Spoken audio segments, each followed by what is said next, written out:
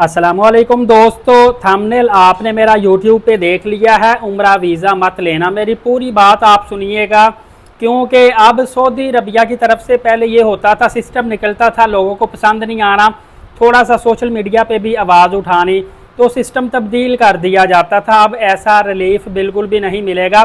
इससे पहले मैं आपको बताता चलूँ, कल एक दोस्त ने मेरी वीडियो पे कमेंट्स किया था कि हमारे पास 28 दिन पुराना पोलियो कार्ड नहीं है, 15 दिन पुराना है और उनकी फ़्लाइट भी गालबन अभी 2-3 दिन के बाद की थी, 28 दिन पूरे नहीं होते थे।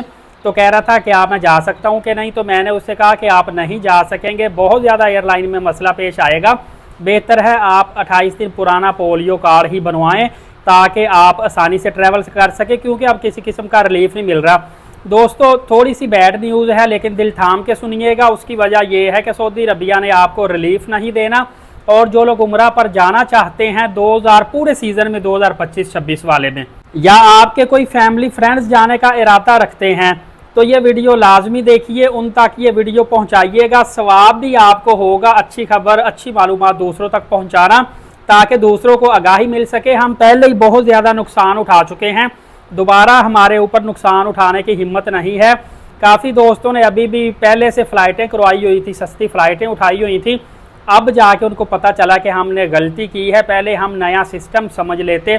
इसलिए मैंने भी आपको कहा था कि उम्रा वीज़ा ओपन होने के बाद भी आपने पूरा सिस्टम पहले समझना है। और जो 3 महीने कह रहे हैं हम अपनी फैमिली को बुलाना चाहते हैं अपने पास, उनको भी इसलिए मैंने रोका हुआ है कि 10 दिन 15 दिन ठहर जाएँ, निज़ाम को समझ लें, फिर आप ये काम कीजिएगा। फिर टाइम के टाइम आपके जब पैसे ज़ाया होते हैं तो फिर कोई भी आपकी नहीं सुनता, फिर आप पछताते हैं, फिर फ़ायदा क्या हुआ। और दोस्तों दूसरा, सऊदी अरबिया ने जो नुसुक पोर्टल दिया हुआ है, इसके ऊपर जैसे हमने वीज़ा अप्लाई करना होता है, जो इसका फॉर्मेट है, पीछे कोई बंदा बैठा अब काम नहीं कर रहा, पीछे सॉफ्टवेयर काम कर रहा है, और उसमें जो फॉर्मेट दिया गया है हम उसके मुताबिक उसकी तमाम तर रिक्वायरमेंट पूरी करेंगे तो वो हमें एक्सेप्ट करेगा, अदरवाइज डिक्लाइन कर देगा। इसलिए मैं आपको अब बताना चाह रहा हूं 2 सबसे अहम चीज़ें। उम्रा वीज़ा मत लेना का मतलब ये है कि जब तक आपको तमाम चीज़ों को पता ना हो तब तक उम्रा वीज़ा मत लेना। अहम चीज़ क्या है कि शेयरिंग रूम वाली फैसिलिटी ख़त्म कर दी गई है। जी हाँ, अगर एक कमरे के अंदर 6, 7, 8 या 5 बेड भी लगे हुए हैं तो फिर भी आप उस कमरे में शेयरिंग रूम फैसिलिटी हासिल नहीं कर सकते, क्योंकि नुसुक पोर्टल के अंदर जो सॉफ्टवेयर में रूम आया है उनमें बेड की तादाद सिर्फ क्वाड आई है 4 बेड। कमरे में अब 6-7 बेड भी लगे हों, पैसे आपको पूरे रूम के ही देने पड़ेंगे, लेकिन क्वाड बेड तक आप एंटर कर सकते हैं। सेकंड नंबर पे बताता चलूँ, एक तो ये है कि अब जितने भी ट्रैवल एजेंट है मेरे ख्याल से इंडिविजुअल नहीं वो भेज रहे, किसी को भी ग्रुप में ही आपको भी जाना पड़ेगा, और बड़े बड़े ग्रुपों में जाना पड़ेगा। और सेकेंड नंबर पे ये है कि जो ग्रुप होगा बड़ा, वो ग्रुप सारे का सारा जितनी पूरी बस की बुकिंग होगी ना, पहले ये होता था कि किसी को आपने उतार दिया फोको होटल में, किसी को लैंड प्रीमियम में उतार दिया, किसी को थोड़ा सा आगे आए फ़लस्तीन होटल उतार दिया, फिर आगे आए बदर मासा उतार दिया, फिर आगे आए उधर नवारा शम्स फंदक किला इजरा उतार दिया, नवारा शम्स 2 उतार दिया। अब यह सिस्टम ख़त्म हो गया। अब जो बस में पूरा ग्रुप आएगा एक ही होटल में उनकी बुकिंग होना ज़रूरी है। फ्रेंड, इसमें एक और चीज़ का भी बड़ा मसला पड़ गया है, वो ये है, ये देखिए ये मसला ट्रैवल एजेंटों के लिए ज़्यादा पड़ा है। वो ये मसला है कि फ़र्ज़ करें आप 30 या 40 बंदों का ग्रुप जा रहा है, एक ही होटल की बुकिंग करवानी ज़रूरी है। अब उस होटल के अंदर 25 अफराद की जगह खाली है, सिस्टम के अंदर आ रहा है कि 25 या 24 लोगों की जगह स्पेस वो खाली बता रहा है, बंदे फ़र्ज़ करें 30 हैं, तो भाईजान उस होटल की बुकिंग ही नहीं होगी। या तो आपको ग्रुप कम करना पड़ेगा, और या आपको ऐसा मुतबादल होटल देखना पड़ेगा जिसमें 30-40 बंदों की स्पेस मौजूद हो। इस तरह के अजीबो गरीब मामलात, अजीबो गरीब एरर आ रहे हैं। हाँ, यहाँ पे मुझे एक बहुत बड़ी परेशानी हुई है, आप लोगों को भी परेशानी होगी, वो भी सुन ले। मैं आपको परेशान नहीं करना चाहता, हकीकत हाल से तो आगाह करना मेरी जिम्मेदारी है ना, ताकि आपको टाइम की टाइम प्रॉब्लम ना हो। अब दोस्तों जो ट्रैवल कंपनीज, एयरलाइन जो कंपनीज हैं, इन्होंने जो अब प्रमोशंस बड़ी बड़ी निकालनी थी, 50% डिस्काउंट सऊदी एयरलाइन निकालती है, PIA निकालती है, एयर सियाल, एयर ब्लू, काफ़ी एयरलाइंस प्रमोशन निकालती है। अब आपको उन प्रमोशंस का फ़ायदा ही नहीं होने वाला, उन प्रमोशंस का आपको फ़ायदा 0% है। वो भी सुन लीजिए कैसे, मैं पूरे प्रूफ के साथ बात करूंगा, कोई हवा में उड़ती बात नहीं करूंगा। वो इस तरह है कि चूंकि ट्रैवल एजेंसीज आप ग्रुप की सूरत में आपको बेचती हैं, जो प्रमोशन टिकट होती है ना, वो टिकट ग्रुप की आप नहीं ले सकते, वो इंडिविजुअल होती है, चाहे जितने मर्जी अफराद जाएं। फर्ज करें 5-7 अफराद मिलके भी वो प्रमोशन टिकट लेते हैं ना, वो टिकट आपको इंडिविजुअल ही मिलेगी, ग्रुप टिकट प्रमोशनल टिकट नहीं मिलेगी। और जब आपको टिकट इंडिविजुअल वो मिलेगी तो टिकट आपने सस्ती उठा ली, समझ में आ गई।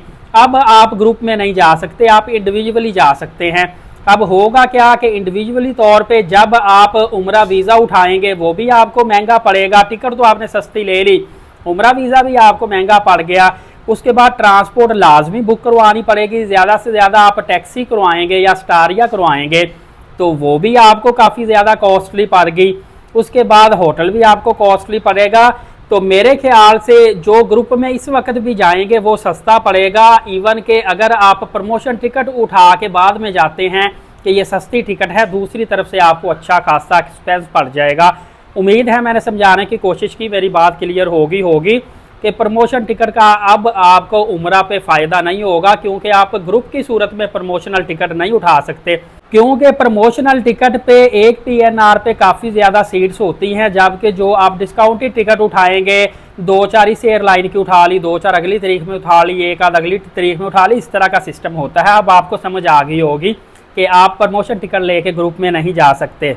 फ्रेंड, इसके अलावा आपको मैं थोड़ा सा कंपेयर करता चलूं कि पहले कौन सा सिस्टम था, अब कौन सा सिस्टम है, ताकि आपको मज़ीद चीज़ें वाज़िया हो जाएं। और वीडियो को मैं बहुत ज़्यादा लंबी नहीं करूंगा, टू दी पॉइंट आपको बातें बताना ज़रूरी है।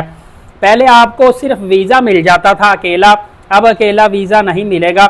मैं यहाँ पे आपको बता दूं, फैमिली पे 3 महीने आप अपनी फैमिली को नहीं बुला सकते अपने पास। जो वहाँ पे सऊदी अरबिया काम कर रहे हैं, अपनी फैमिली को 3 महीने फिल वक्त उम्रा पर वो नहीं बुला सकते, क्योंकि उसके लिए आपको 3 महीने का ही होटल बुकिंग भी करवाना लाजमी पड़ेगी, अपने पास ठहरा नहीं सकते। दूसरा ये है कि ट्रांसपोर्ट भी बुक करवानी पड़ेगी। हाँ भाई, यहाँ पे एक मेरे अचानक जहन में चीज़ आ गई, एक और बहुत बड़ा ब्लंडर हो चुका है, मैं खुद उस पर हैरान हूँ कि ये हो क्या रहा है। ब्लंडर ये हुआ है कि अब देखिए कि पीछे तमाम सालों में एक सिस्टम चल रहा था कि जो इन्फेंट बच्चा था माँ की गोद में होता है, बेबी बोर्न कह लें, 1 दिन से लेकर 2 साल का बच्चा, उसने तो समझ लें कि माँ की गोद में ही बस में सफ़र करना होता है, होटल में माँ की गोद में ही उसने लेटना होता है।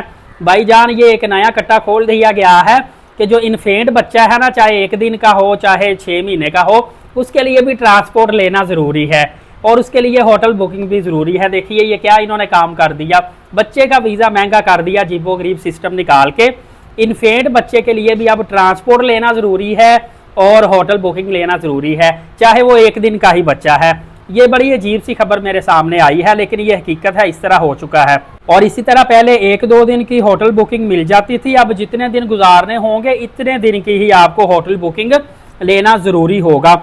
इसके अलावा पहले गैर रजिस्टर्ड होटल में भी बुकिंग मिल जाती थी, अब सिर्फ रजिस्टर्ड होटल में बुकिंग मिलेगी।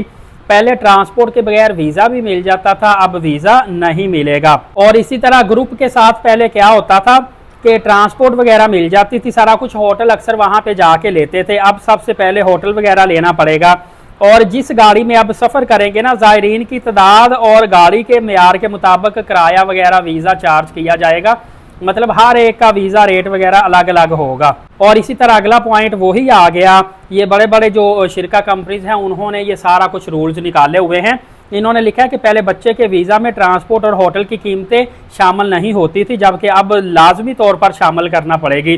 पहले ज़ायरीन अपनी मर्जी के मुताबिक मक्का मदीना में जितने दिन रहना वाउचर बनाते थे, अब नहीं बनेगा, अब इस तरह नहीं होगा। इसके अलावा पहले सिर्फ टिकट बुकिंग पर वीज़ा इशू हो जाता था, वैसे भी हो जाता था, अब इस तरह नहीं होगा। अब पहले आपको पोलियो कार्ड अपलोड करना पड़ता है, ट्रांसपोर्ट, आपको वाउचर होटल का, ये सारा कुछ मामला पहले करने पड़ेंगे। इनकी बेस पे आप वीज़ा अप्लाई करेंगे तो फिर आपको वीज़ा मिलेगा, अदरवाइज़ नहीं मिलेगा। इसी तरह पहले इकामा होल्डर अपने उमरा ज़ायरीन अजीज़ो कार और रिश्तेदार को अपने साथ होटल में क़याम करवा सकते थे, अब किसी इकामा होल्डर को होटल में क़याम करने की इजाज़त नहीं है, ना ही किसी को करवा सकते हैं। और इसी तरह पहले वाउचर के मुताबिक होटल आप तब्दील कर सकते थे, अब होटल तब्दील नहीं कर सकते। भाईजान, एक और चीज़ समझ लें कि अगर जिसने भी इस तमाम तर कवानीन की खिलाफ वर्जी की उस पर भारी जुर्माना होगा। जिस कंपनी ने वीज़ा दिया कंपनी की बंदिश होगी, मुस्तकबिल में उनके वीज़े जरा पर पाबंदी लगेगी और इवन के जो ज़ायरीन उम्रा पर गया होगा उसको भी बैन कर दिया जा सकता है। ये तमाम तर मामलात है तो काफ़ी ज़्यादा अफसोसनाक, लेकिन रियलिटी यही है, इसलिए आपकी खिदमत तक मालूमात पहुँचाना ज़रूरी था। इंशाअल्लाहुल अज़ीज़ मैं आपको खुशखबरियाँ भी दूंगा, लेकिन रियलिटी बताना ज़रूरी था, माइंड ना कीजिएगा। एलीट साकिब यूट्यूब चैनल को सब्सक्राइब करके बेल नोटिफिकेशन को ऑल रखें ताकि तमाम तर अपडेट्स आपको मिलती रहें।